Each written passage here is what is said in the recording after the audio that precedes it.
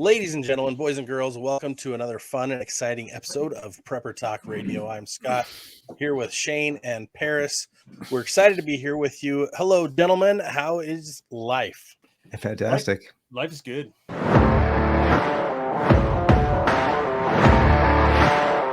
Guys and girls, you do not want to get caught sick. You don't want to get caught in a situation where you do not have antibiotics when you absolutely need them. Make sure you check out Jase Medical.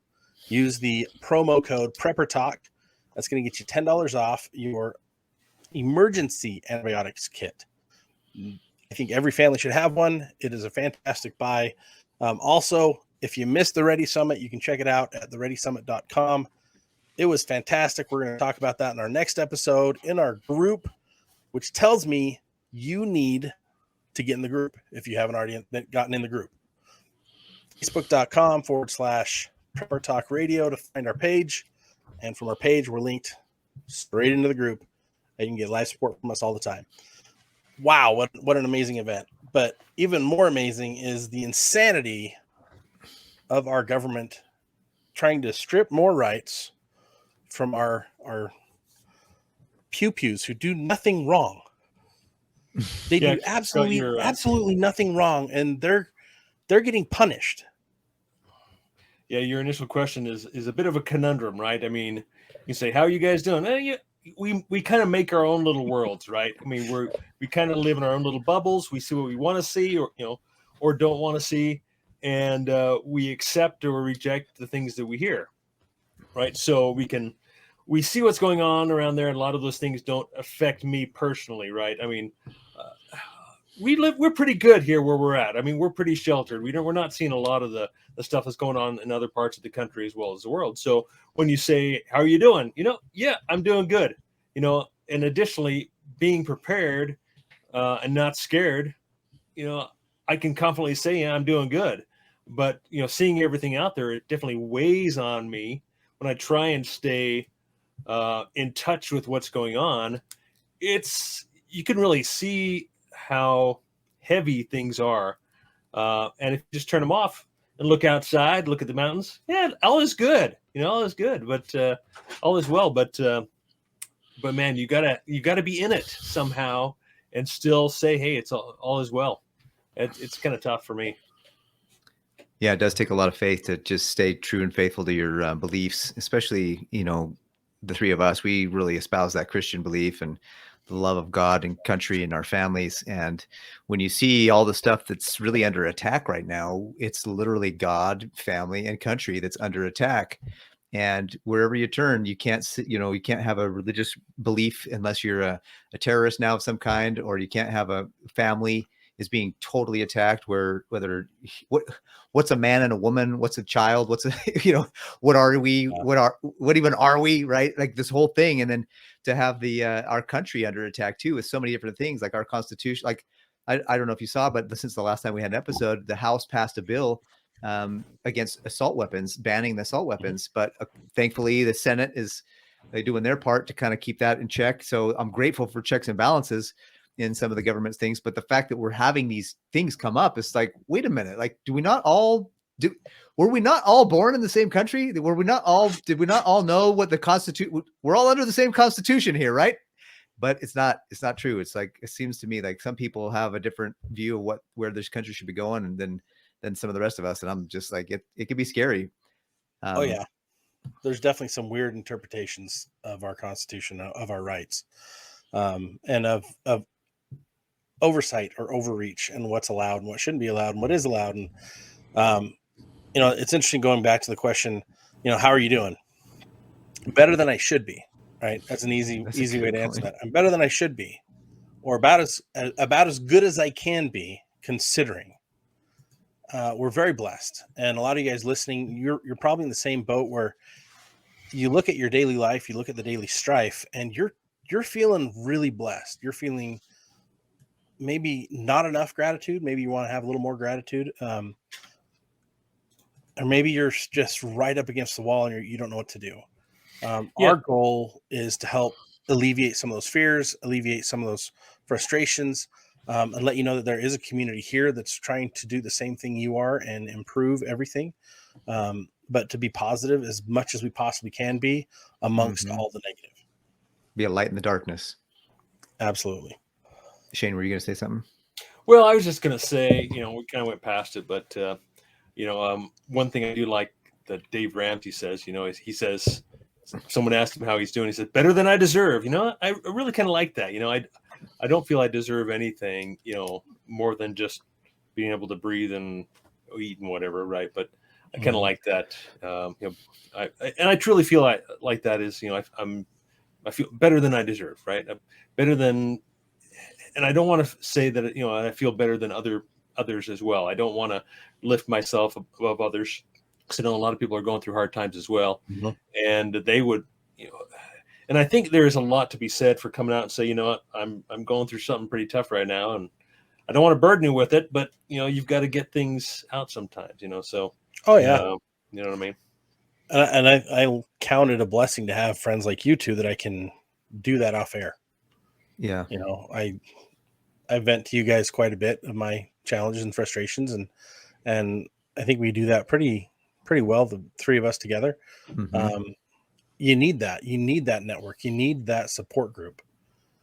And that's Some of kind the- of like part of what we're going to be talking about today, like that's like support, right? Protection.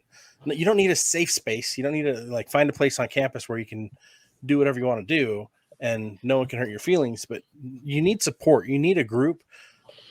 You need like-minded individuals around you. There's a quote, and I'm going to misquote it, but I'm going to paraphrase it at the same time. It says, you are a reflection of the 5 people you're around the most. If you want to be a successful person, you've got to associate with people who are far more successful than you are. Mhm. Your current state is a reflection of the people you're around the most. And, if you're not feeling supported, if you're not feeling connected, you need to look at the people that you're around and maybe improve that group. Mhm.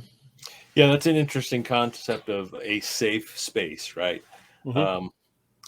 An unarmed society is a polite society.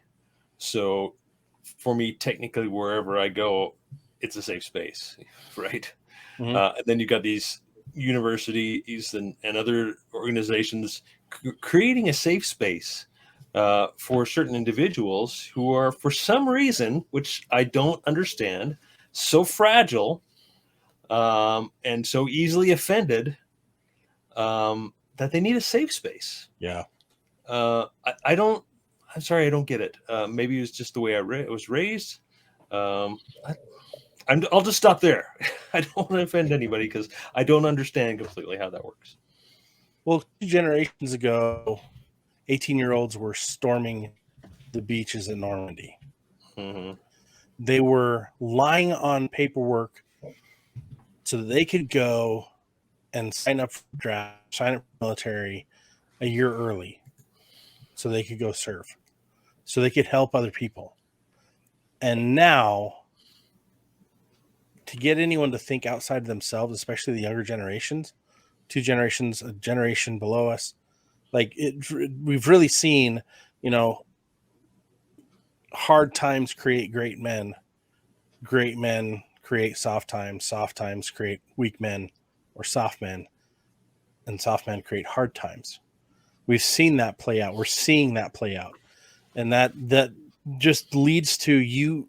The topic for today is self-defense, guns, and how those fit into your preparedness plan.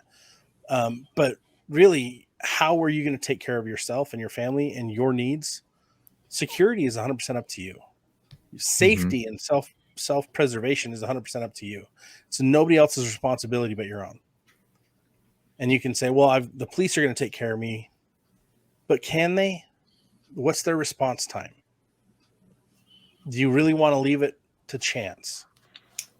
And it's not actually their job to protect us. I mean, Correct. that's a fact. It's not what they're paid for. They're not paid to protect the public. They're paid to kind of be the mop-up crew, right? That's kind of a rough way or rude way of putting it, I guess. But I was thinking about what you're saying, Scott, and I listen to Jordan Peterson on a regular basis, and he says that I think it's upwards of 65% of all men are narcissists. I think that's right, 65, 70, somewhere. It's pretty high, well over above average. And I think maybe that has something to do with them needing a safe space. I don't know. I haven't explored that very much in my mind, but and then also wanting other people to take care of you rather than you take care of yourself. I think that's very narcissistic as well. Why we are this way, I don't know. I'm sure there's many factors. I'm not a psychologist. I'm not going to get into any of that because I would sound like an idiot. But there's definitely some underlying reasons that I don't want to ignore. They shouldn't be ignored, but definitely not qualified to talk about them. But I am qualified to talk about guns. So let's talk about guns. So then, jumping into guns, disclaimer for those of you who are listening in or watching in, this is a training, not a real pew pew. It is rubber. It is not wooden like in the other guys. And I'm not a peacock. You got to let me fly. So today we're going to talk about making sure that we're responsible with what we have for our self-defense, right? Making sure we're capable of it, and that we're taking the right steps to know what we're doing with what we have, as well as some proper principles as far as, make sure you're keeping and maintaining your Second Amendment right. Whether you're using them, whether you're carrying them, like make sure you're respecting that and that you're standing up for it. So I was going to say, I think as a disclaimer, we definitely want to encourage everyone to go out and get formal training. Yes. Especially handguns. Start with the handgun, in my opinion. Once you learn that and master that, you can shoot anything, right? But work with someone who is preferably experienced, maybe not just your brother or your cousin, whomever says, hey, I'll go take you to the range. Although I do that all the time. Admittedly, I do that all the time for friends and family. But someone who really knows what they're talking about and can help you avoid mistakes and the things that can get you into trouble, especially if you choose to conceal carry. I mean, that's very, very serious. You should take that very serious. And I think, in my opinion, I wouldn't say everybody, but I think most everyone should choose to conceal carry at some point, just to learn and understand what that's about. We live in Utah where now constitutional carry concealed carry is now legal. No license required. Exactly, except for in certain locations, right? You can't go into schools and such without a permit, and certain other areas. But I would definitely highly encourage going the formal route, spending some money, and that's something I resisted when I've been concealed carry for well over 20 years, and I resisted that. Of course, I took my courses, but I self-taught, and there's a lot of great teachers on YouTube and such, and you can learn pretty well that way. But it's definitely the long route. Yeah. If you have one-on-one instruction or one-on, 2-on-1, 3-on-1, whatever, where you get a lot more personal attention. It will get you going a lot faster than it took me. For me, it was quite an evolution and process, which I'd love to talk about at some point. Well, it's interesting. Like you bring that up because it's like I started by going to the range as a kid with rifles in scouting, and our scoutmasters were like belligerent about the rules, and so you were afraid to break the rule, more about them getting on you than you getting shot. And that was, I think, really good because you were hyper aware. And then as I got older, and I got to where I was like, hey, okay, time for me to get my own pistol and rifle and shotgun. And then I lost them in my boating accident. Wink, wink. Wink, wink. Just kidding, guys. But getting into those things, it's like I needed to educate myself on proper handling and everything else. And so I've actually taken a few courses. I did a range course, which was a pistol course, and it was just an hour long. And that was amazing, but it still didn't give me the confidence to conceal carry. It was actually conceal carrying that forced me to get comfortable. And a lot of people will not get comfortable until they have done it for a little while. And that's a hard thing, because it's like, you just, for lack of a better term, you've got to pull the trigger. You've got to get the holster inside where it's safe on you and start carrying. And if you've got, the safety on, please always do, right? Until you're using it. Have the safety on. If you don't have a bullet chambered, that wherever you've got to start to get going, get going. Yeah, it's an evolution. It's definitely an evolution for me. It first started with my dad taking us as young kids out into the woods, right? Putting a 357 Magnum in my hands, no hearing protection. Here, shoot that object across over there, and ears ringing for days after that, right? And then I look back and pain in your wrist too, probably. Yeah, yes, quite a bit of recoil especially as a young kid, even though it was a larger revolver.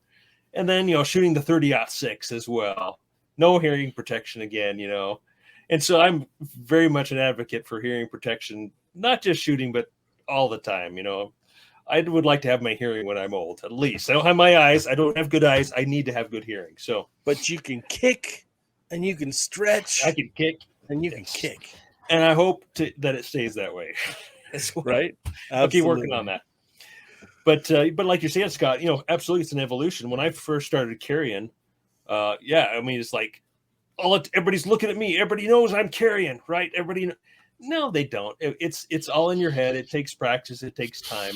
And then eventually you get to the point where, okay, I'm going to chamber around and I'm going to keep it, on my waist, tucked on the inside of the waistband, tucked in. And at the end of the day, I'll take the round out and stash it and then do it again the next day. So it's quite an evolution. It was for me. It took me probably 10 years before I really started, chambering around and going out into public with a round chambered. And I realized that is actually the responsible thing to do. It's irresponsible not to go out with a round chambered, if, unless you just plan on running the other way. If so, why are you carrying a gun, right? Well, there's a lot to be said about it. Yeah. Yes. Sorry. And the response time gets longer if you don't have a round chambered. And will you be able to get a round chambered in an emergency situation where you have to defend yourself? Yeah. So I petition everyone that's listening, get training. And if you have had training and it has been a while, get more training. If you're not regularly at the range, if you're not regularly practicing, working through either your isosceles or Weaver stances, whatever, school you subscribe to, get used to it and practice and learn and educate. And that's going to make the biggest difference for you in a real scenario. Because if you talk to, like, Jeff Kirkham's one of my favorite guys to talk to about this, because he is trained. And you talk to him about it and he really goes back into muscle memory. And when you get in an actual gunfight, because he has been, it comes down to motor skill and repetition, because your fine motor skills can go away. It's a perishable, absolutely perishable skill. I think, especially shooting a handgun, it's quite a bit more difficult than learning to shoot a rifle. I mean, I can put my kids in prone position, laying on the ground with their 22 rifles, and they'll hit the target 10 times out of 10. Yeah. But you get up with a handgun, and it's a completely different story. So my advice, and I guess not getting too deep in the weeds on some of those topics where maybe we're not so qualified to talk about, but maybe give me some recommendations on where to start. I think that's always a good idea. When I'm in a gun shop and I see people looking at guns and I can tell it's their first time, man, I just want to pipe up and say, you need to look at this. You should look at this. You should try this, hold this one. And I have to kind of just step back and let the gun counter guy help out, right? Because I would love to chime in and give my experience on it, because I'm so passionate about it, obviously. And I think you need to be, and if after 20 years you're not, then maybe it's not for you, right? Leave that gun in your nightstand or in your safe or whatever, and take it out once a month or whenever you go shooting, right? But I know Scott and I have had these discussions. I think one time we were sitting at a restaurant and we were talking, okay, what would happen if someone came in the front door? And that's something I do whenever I go anywhere, I'm sitting in a strategically set myself in a seat where I can watch the front door and hopefully the back door as well. And so you and I were talking, well, what if somebody came in that front door? What would you do? Well, the back door is right over here. Boom, we're right out the back door. Okay, that's probably pretty smart. But again, why are you carrying? And right. Are you practiced enough? Are you confident enough to where you could help others defend others? Because yes, primarily your concealed carry is to defend you and your family. And if you have a chance to get you and your family out that back door without, that guy noticing you, that's probably the best choice, best decision. But you need to make those decisions now. Or are you going to send your family out that back door and then you're going to confront the shooter, the assailant? Exactly. What's interesting, like we went to lunch yesterday or 2 days ago, and I've gotten into the habit where I have to see the entrance, and so I sat in a position where I could, and I realized afterwards I was like, now my back is to the door. I should have let you sit there because I wasn't carrying that day. I was like, and I'm not going to come squeeze next to you. Hey, Scott, let me sit right next to you so I can face the door. Right. That was Had funny. Paris been there, you could have done that and it'd have been fine. But, just the two of us sitting there cuddled up on one side of the table wouldn't have been so normal. I got there a little later. But coming back to the handgun, it's like you need to practice. You need to get comfortable. Like if you look at what happened at the Greenwood, I believe it was the Greenwood Mall, the shooter there, the shooter came out and began firing, and within about 15 seconds after the shooting began, was engaged and taken out with a handgun 40 yards away. Yeah, that guy's shot was amazing. And he hit like 7 out of 10 times or 7 out of 9 times, something like that. At that distance, that's very impressive. That's a trained young man. Yeah, absolutely. Which tells us we need to continually practice at greater distance with our handguns. And the question is, could he have run the other way at that distance? I think absolutely he could have. But he made a choice, right? And I think he'd already made that choice before he walked in that mall. And I think that's one of the choices everyone needs to make when they decide to carry. Now, sorry, Paris, you were going to say something. Yeah. Well, I was just going to say, for the person brand new who maybe has never shot a gun before or doesn't really understand or know what gun to buy or what gun to get, absolutely go to your look at Google Maps, type in shooting range near me, and go down to the nearest shooting range and walk in there. Most of the people that work at those places, they're not going to shame you. They're going to be super excited that you're in there and that you have some interest in coming and learning more about their passion. And then ask them, hey, I don't know what I'm supposed to shoot. They'll take a look at your hand. They'll recommend a particular gun. You rent the gun. You go and you shoot it in the range right there, and you get to feel for it. Before my wife and I bought our handguns, we decided to go shoot several different styles and different types of handguns and get a feel for which ones felt good in our hands, which ones felt good as we fired, and which ones had recoil that we could kind of control a little easier, and which one we felt good. And then once we knew kind of the style of gun that we wanted, then we made a purchasing decision. But before that, we would just rent from the shooting range. And so I think that's a really good first step for somebody who wants to get involved and wants to get to know what to do.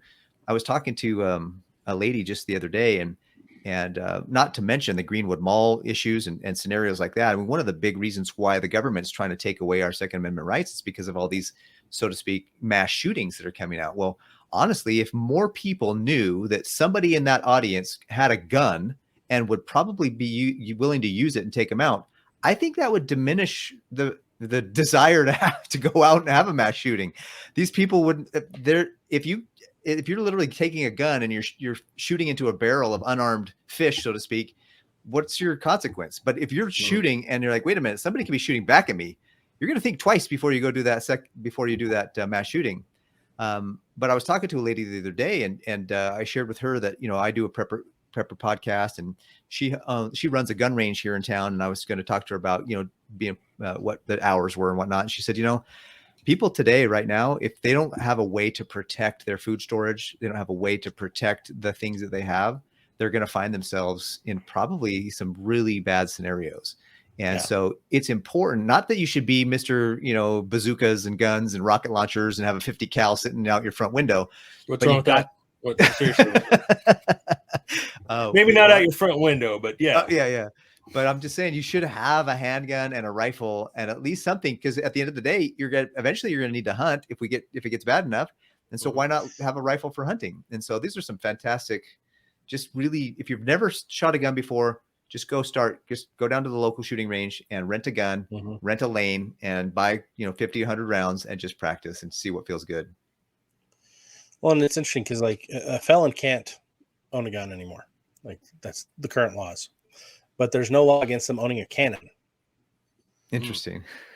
Find a way to protect yourself and your loved ones. Like there's always an alternative. If you're not willing to hold a rifle or a sidearm and to use one, what are you willing to use to defend yourself and your family? It's not about defending your food storage. It's about defending your life. Yeah. I think that's where a lot of people get it wrong. And I've heard people say, well, I know who you are now, so I can just come get your food storage and I'm just going to, take it. How are you going to take it?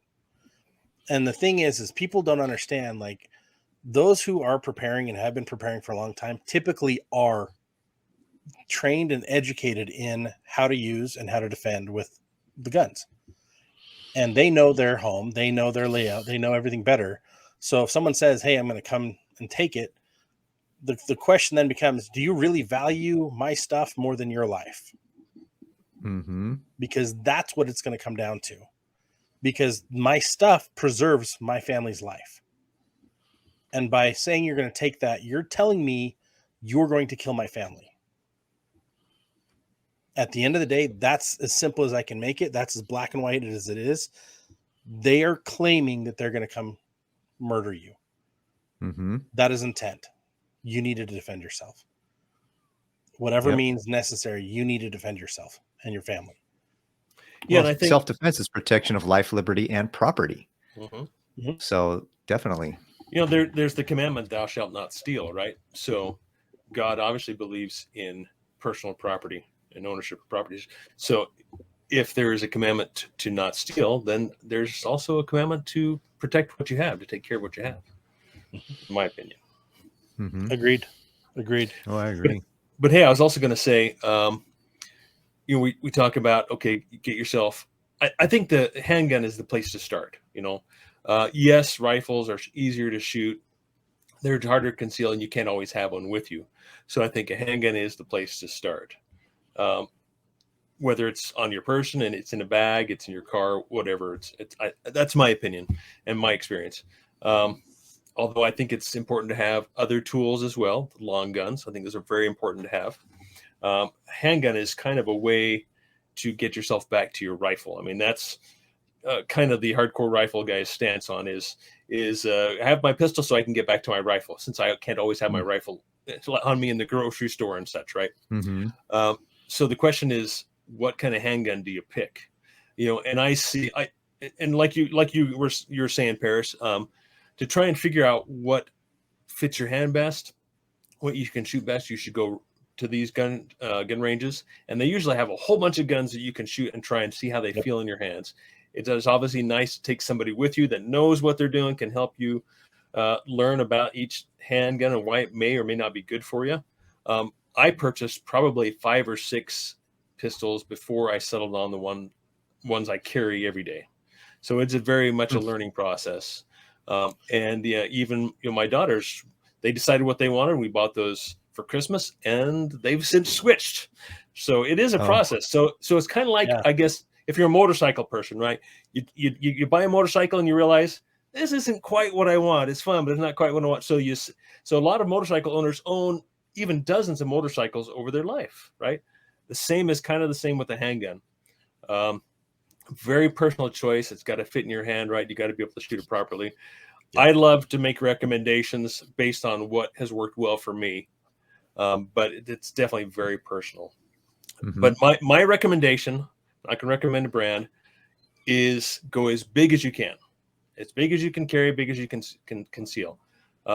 for me, 9mm is the way to go for a lot of reasons, but also either subcompact, compact, or full size, which they're easier to manipulate, easier to shoot, rather than a pocket pistol. Pocket pistol, they're very small, hard to hit anything with it. They're not very accurate. They're very small, hard to manipulate. Yep. They're fun. They can fit in your pocket. You can take them places you can't take your full size.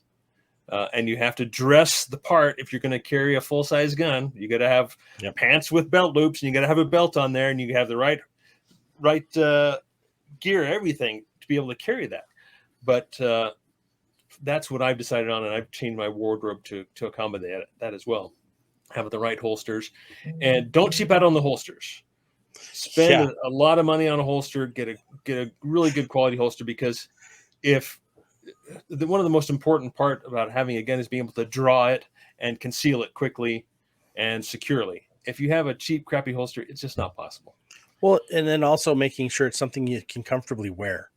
Yes. Right. If it's not comfortable, you're not going to wear it. Yeah, there are certain holsters that just hurt. They'll dig into your hip. It's just not the right. They're not cushioned. Usually the cheap ones. Yeah. Spend a little extra money. Get the one that's super comfortable.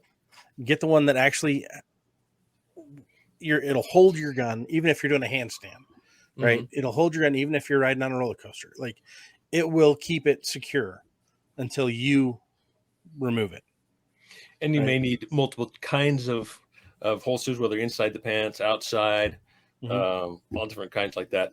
Shoulder, Miami Vice shoulder carry. If you got a winter coat on, maybe that's the best way. If you're in the winter and you got to wear a lot of layers and it's quicker to reach the Miami Vice style, that just takes a lot of learning. Right. Yeah. If you're wearing a suit, that may be the best. That may be a better way too. Right. If you're in, Miami and you're wearing a suit, just remember to pull your sleeves up part way and let your mullet grow and roll them. Whiten your teeth. Make sure you got to wear your chain. You wear your chains too.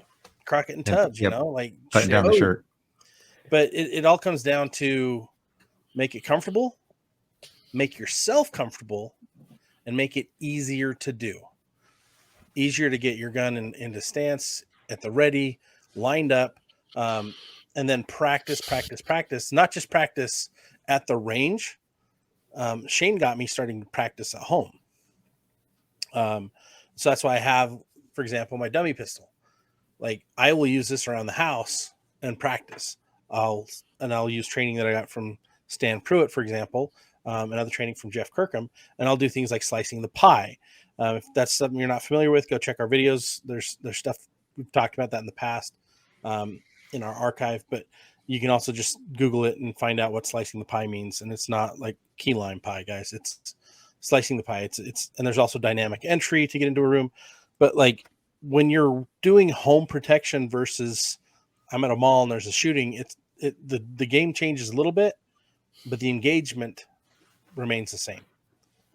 And one thing we talk about an awful lot is the rules of 3, right? So 3 minutes without air is obviously no brainer. 3 hours without shelter, 3 days without food, 3 days without water, 3 weeks without food, right? But then right next to that, you're looking at Maslow's hierarchy of needs. It's a triangle, right? And on the bottom would be all those basic needs of food, water, and shelter. And then the next tier up is it's a number of things on his pyramid, but the next one is safety. So safety could mean a lot of things. It could be a safe place, but it's self-defense, self-protection. So it is right up there with food and water. And of course, like we've mentioned, you got to be able to protect your resources, your assets for when that time comes. But and also we mentioned, an armed society is a polite society. If you go around like think Wild West and everybody's walking around with their 6 shooters hanging out, everybody is saying, okay, everybody is on the same level, right? Yeah, it's the great equalizer, as Colt said.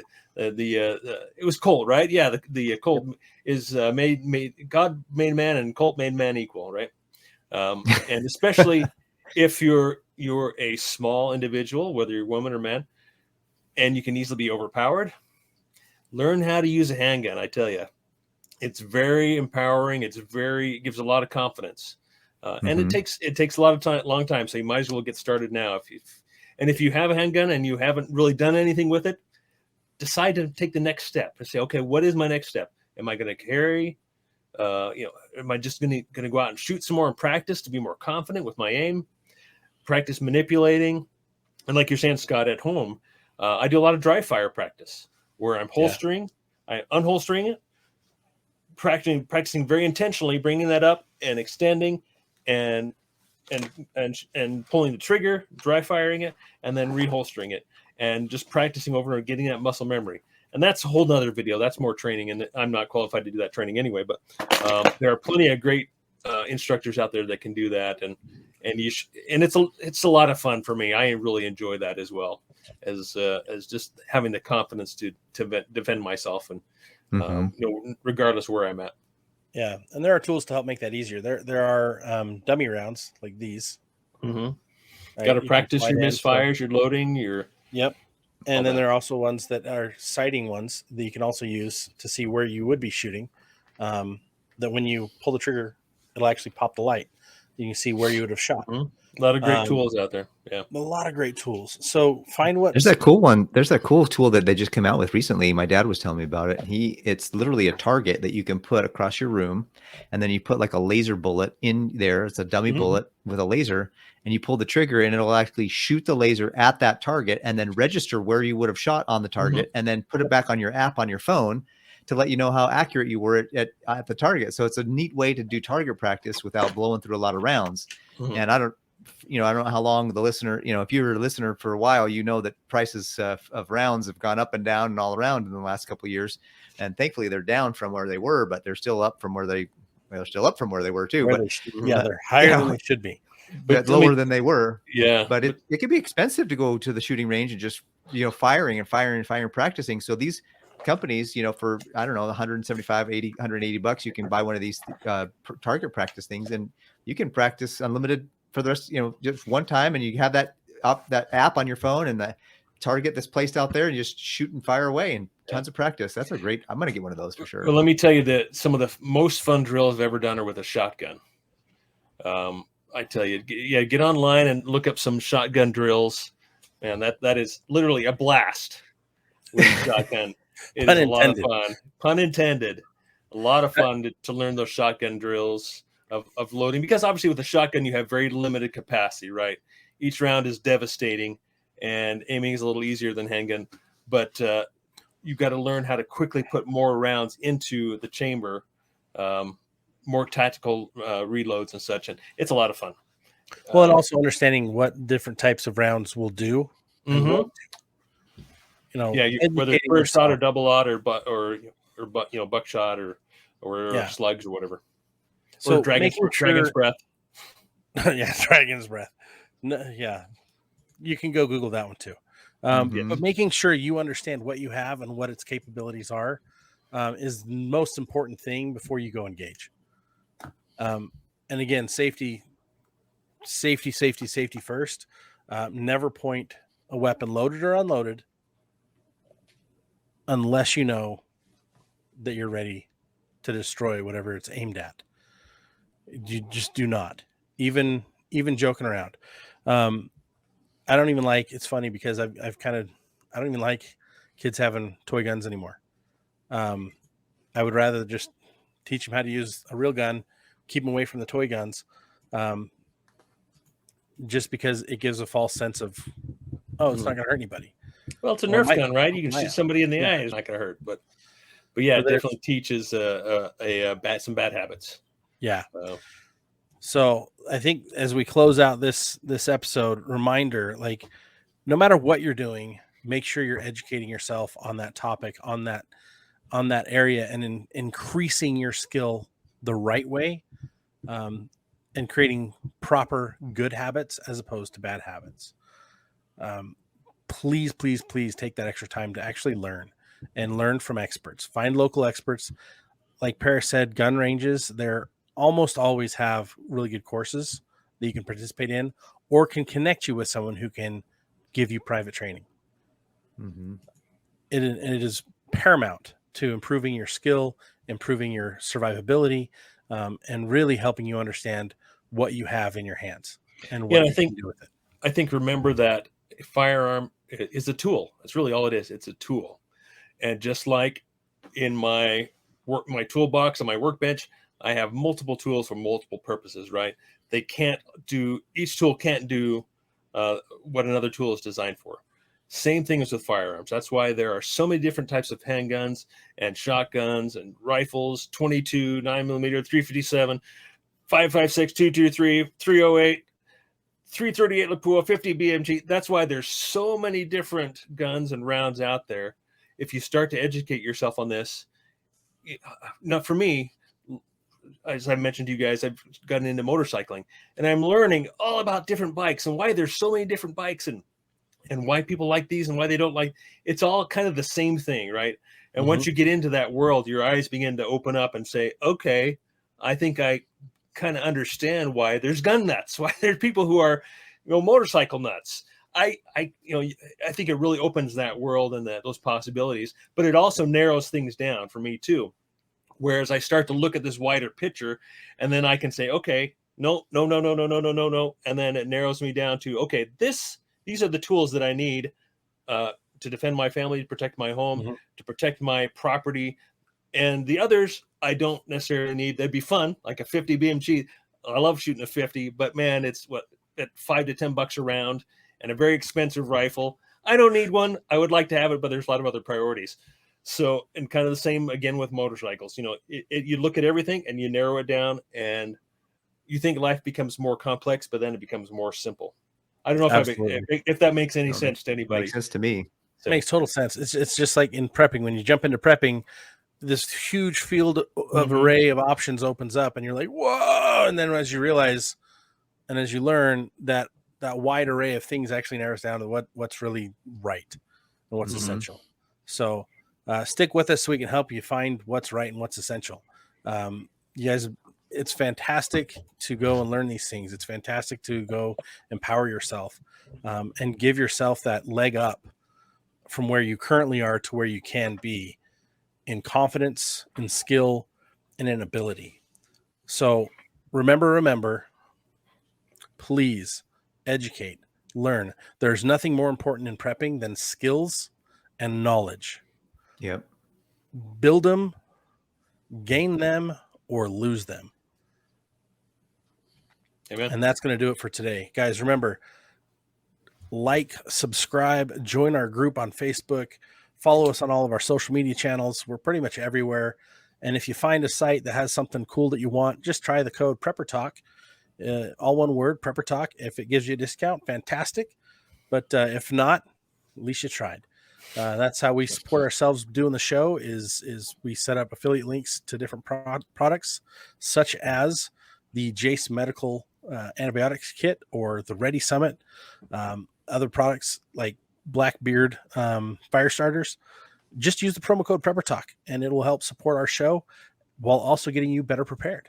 So that's going to do it for us today. Thank you for tuning in. We're going to catch you on the next one. Stay safe, stay prepped.